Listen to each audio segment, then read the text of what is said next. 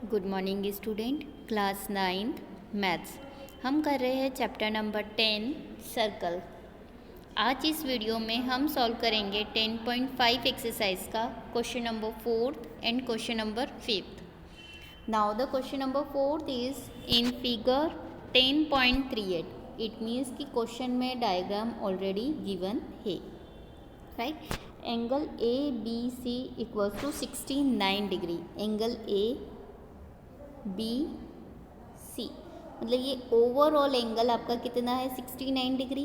साथ में angle A C B कितना देके रखा है 31 degree. Find the angle B D C. आपको क्या फाइंड करना है, angle B D C find करना है। क्लियर। तो देखिए, अगर ट्रायंगल ए बी सी की बात करें तो अलग से अगर हम निकाल ले ट्रायंगल ए बी सी, तो angle A B C, A B C में ये वाला एंगल गिवन है 69, ए सी बी में ये वाला एंगल गिवन है। तो आप एंगल ए वाला एंगल फाइंड कर सकते हो। क्यों? कि the sum of interior angles is 180 degree. मतलब ट्रायंगल के अंदर इंटीरियर एंगल्स का सम कितना होता है 180 डिग्री होता है। इसके अकॉर्डिंग हम कौन सा एंगल फाइंड कर सकते हैं, एंगल ए आसानी से फाइंड कर सकते हैं। देखिए solution. We know that angle in the segment of the circle are equal. मतलब B A C is equals to B D C. कैसे? देखिए, B A C equals to B D C. मतलब अगर angle A जितना होगा उतना ही angle कितना होगा, डी होगा। क्लियर। जितना एंगल ए होगा उतना ही एंगल क्या होगा, डी, क्योंकि लाइन सेगमेंट के कारण बन रहा है। Angle in the segment of the circles are equal. इससे ये क्लियर हो रहा है कि एंगल ए और एंगल डी आपस में क्या होगा, इक्वल। तो हम सबसे पहले क्या करेंगे, एंगल डी मैंने आपको बता दिया कैसे फाइंड कर सकते हैं, और जितना एंगल ए होगा उतना ही डी होगा। क्लियर। तो देखिए, now in triangle A B C the sum of all the interior angles will be 180 degree. मतलब ट्रायंगल्स के तीनों एंगल का एडिशन कितना होता है 180 degree. It means angle A plus angle B plus angle C equals to 180 degree, right.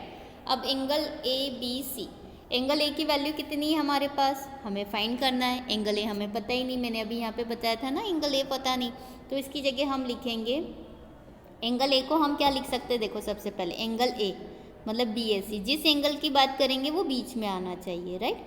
तो angle ए को हमने लिखा है B A C, angle B को हमने लिखा है ए बी सी, और एंगल सी को लिखा है A C B. Clear. Equals to 180 degree. अब angle A B C, B बीच में आ रहा है, तो एंगल बी की वैल्यू कितनी है हमारे पास 69 डिग्री। मतलब हम यहाँ पे लिखेंगे 69 प्लस ये डिग्री एंगल बी ए सी, क्योंकि हमें ये तो फाइंड करना है। साथ में ए सी बी, सी की वैल्यू कितनी है, ए सी बी की वैल्यू 31 डिग्री, हमने यहाँ लिखा है 31 इक्वल्स टू 180, राइट।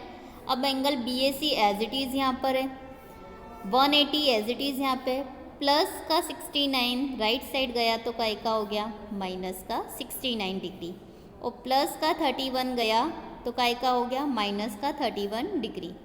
तो देखिए 69 प्लस 31 करा तो कितना आया है 100 वैल्यू हो गई। इट मीन्स कि हम क्या करेंगे 180 में से 180 को माइनस करेंगे, 80 हो गया है और नहीं 100 हो गया है। 180 में से पहले 69 को माइनस करना है, फिर 31 को माइनस करेंगे, तो एंगल बी ए सी की वैल्यू कितनी आ गई 80 डिग्री, 80 आ गई। इट मीन्स कि एंगल बी ए सी आपके पास कितना आ गया 80। मैंने पहले ही बताया था कि एंगल कितना जो मिलेगा, जितना एंगल ए आएगा उतना ही एंगल किसका रहेगा, डी का। तो यहाँ पे एंगल ए आपके पास आ गया 80, इसलिए एंगल डी भी अब आपके पास कितना हो जाएगा 80। कहाँ से, यहाँ से इक्वेशन नंबर फर्स्ट से। तो इक्वेशन नंबर फर्स्ट यहाँ पे लिख देना फ्रॉम फर्स्ट। तो एंगल बी ए सी आपके पास 80 आया, तो एंगल बी डी सी भी आपके पास कितना होगा 80 डिग्री, और ये क्या हो गया आपके लिए यहाँ पे इसका answer. Now the next question, question number 5। In figure 10.39, मतलब ये ऑलरेडी डायग्राम क्या है क्वेश्चन में गिवन है 10.39। क्लियर। साथ में A B C and D, 4 अलग अलग पॉइंट है, are 4 points on a circle, चारों पॉइंट कहाँ पर है, सर्कल पर है, A point, B point, C point and D point, चारों पॉइंट कहाँ पर है, सर्कल पर है, राइट, चारों पॉइंट सर्कल पर है। A C and B D intersect, A C और बी डी आपस में क्या हो रहे हैं, इंटरसेक्ट हो रहे, कहाँ पर इंटरसेक्ट हो रहे हैं, ई पॉइंट पे इंटरसेक्ट हो रहे, राइट, मतलब जिस भी पॉइंट पे ये इंटरसेक्ट हो रहे हैं उसको हमने क्या नाम दे दिया है, ई नाम दे दिया है। Such that angle B E C, B E C, it means angle E आपके पास आ गया 130 डिग्री, जो कि ऑलरेडी क्वेश्चन में गिवन है, and angle E C D कितना गिवन है, 20, ये भी ऑलरेडी क्वेश्चन में गिवन है। अब हमें फाइंड क्या करना है, फाइंड एंगल बी ए सी, ये वाला एंगल आपको क्या करना है, फाइंड करना है, राइट। तो देखिए हम कैलकुलेशन कैसे करते हैं। Solution, we know that the angles in the segment of the circle are equal, मतलब सेगमेंट के कारण जो एंगल्स बनेंगे वो कैसे रहेंगे, इक्वल। कैसे, देखिए angle B A C is equals to angle C D E, angle B A C equals to angle C D E, C D E it means यही वाली line, C D E it means ये। तो ये clear है कि इस दोनों के कारण बन रहे एंगल, ये दोनों आपस में कैसे रहेंगे, इक्वल रहेंगे, राइट। तो now by using the exterior angles property of the triangle, हम कौन सी प्रॉपर्टी यूज कर रहे हैं, एक्सटीरियर एंगल मतलब बाहर वाले की प्रॉपर्टी। कौन से ट्रायंगल में, इन ट्रायंगल सी डी ई, कौन से ट्रायंगल में, यहाँ पे देखिए सी डी और ई, इस वाले ट्रायंगल में हम देखेंगे कि कौन कौन सी प्रॉपर्टी अप्लाई हो रही है। देखिए सी ई बी, एक बार और डायग्राम यहाँ पे बना लेती हूँ मैं, ये क्लियर हो जाएगा। ये बी सी है, एंगल ए हो गया, ये डी हो गया और ये ई पॉइंट हो गया, राइट। सी ई बी, ये वाला एंगल किसके इक्वल है आपका, देखिए angle C D E, C D E के और डी सी ई के, राइट। ये वाला एंगल किसके इक्वल हो गया, angle C E B is equals to angle C D E plus D C E, इसके इक्वल हो जाएगा, राइट।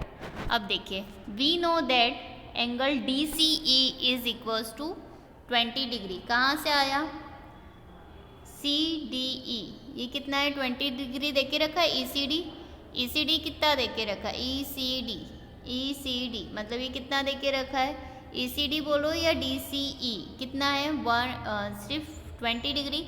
तो देयरफॉर सी डी ई कितना दे के रखा है, 110। तो angle B A C is equals to angle C D E, B A C और सी डी ई आपस में कैसे हो जाएंगे, इक्वल। तो अगर सी डी ही आपके पास 110 है तो एंगल बी ए सी भी कितना होगा, 110 डिग्री, मतलब इसकी वैल्यू कितनी होगी, 110 डिग्री, मतलब 110 डिग्री, क्लियर। मतलब बी ए सी और सी डी ई आपस में कैसे इक्वल है, बी ए सी डी ई, मतलब आपस में ये दोनों एंगल कैसे इक्वल है। तो किसी एक से हमने सी डी ई से इस एंगल की वैल्यू फाइंड कर ली 110 आई, और ये एंगल इसके इक्वल है, तो बी ए सी भी फाइनली कितना हुआ, 110, और ये क्या हो गया हमारे लिए आंसर। Thank you.